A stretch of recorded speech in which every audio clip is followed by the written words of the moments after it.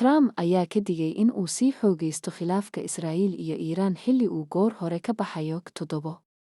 Donald Trump ayaa goor hore ka dhoofay shirka K7 ee Canada si uu dib ugu soo laabto Washington, waxaana uu saadaaliyay in duqeymaha Israa'iil ee ka dhanka ah Iiraan ay sii xoogaysan doonaan. Waxa uu sheegay in uu doonayo dhammaadka dhabta ah ee dagaalka, iyada oo Iiraan ay gebi ahaanba ka quusatay hamigeeda nukliyeerka.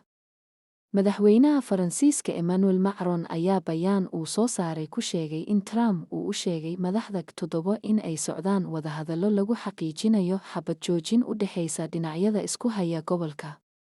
Si kastaba ha ahaatee, madaxweynaha Maraykanka ayaa sheegay in uu raadinayo wax xabad joojin ka wanaagsan.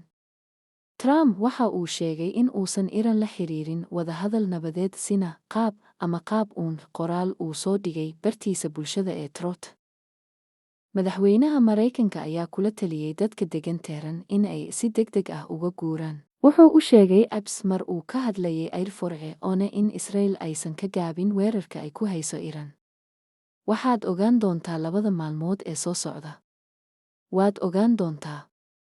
Ilaa hadda ma jirto cid ka gaabisay. Duulimaadka dhexdiisa waxa uu sidoo kale sheegay, anigu aad uma badna niyadda in aan gorgortan galo.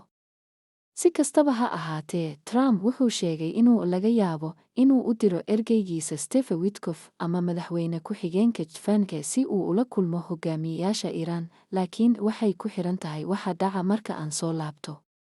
Tani waxay ka dhigtay mid furfuran suurtagalnimada diblomaasiyadda Maraykanka.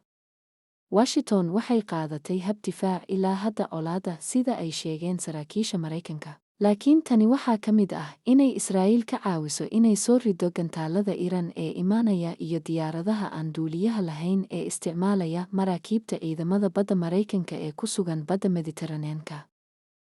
Laba bambooyin qarsoodi ah ayaa laga yaabaa in loo diro Diego Garcia ee badweynta Hindiya si ay u duqeeyaan xarumaha nukliyeerka Iiraan haddii Maraykanku si toos ah u soo farageliyo.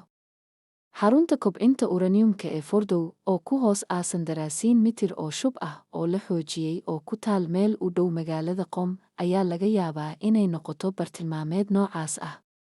Waxaa loo malaynayaa inay tahay mid aan u nuglaadayn 300 pound ee ciidamada cirka ee Maraykanka oo laga soo tuuray bambaanooyinkeeda culus ee B2 ama B52 iyo sidoo kale bambaanooyinka culus ee Israa'iil.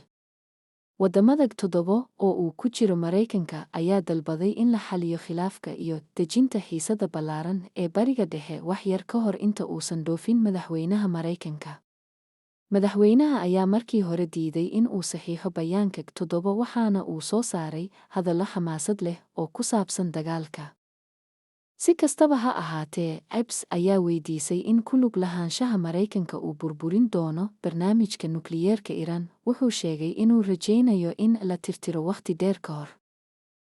Iiraan ayaa sheegtay in ay keliya aqbali doonto in wada xaajood lagu dhameeyo khilaafka kala dhexeeya Israa'iil iyo in dib loo bilaabo wada hadallada ku saabsan barnaamijkeeda nukliyeerka haddii ciidamada Israa'iil ay joojiyaan ololahooda duqeynta, sida ay sheegeen diblomaasiyiin.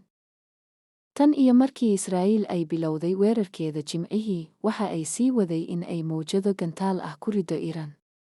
Israa'iil ayaa lagu garaacay gantaallo ay Iiraan ku riday aargoosi. Labada dhinac ayaa soo kala gaaray khasaare dhimasho iyo dhaawac. La wadaag Trump waxa uu ka digay xoojinta dagaalka Israa'iil iyo Iiraan oo ka baxa K7 goor hore, wuxuu ka furmay daaqad cusub. La wadaag digniintii Trump ee ahayd in khilaafka u dhexeeya Israa'iil iyo Iiraan uu ka sii dari doono Facebook, link opens in new window maadaama uu goor hore ka tegayo K7. La wadaag digniinta Trump ee ah in khilaafka u dhexeeya Israa'iil iyo Iiraan uu ka sii dari doono.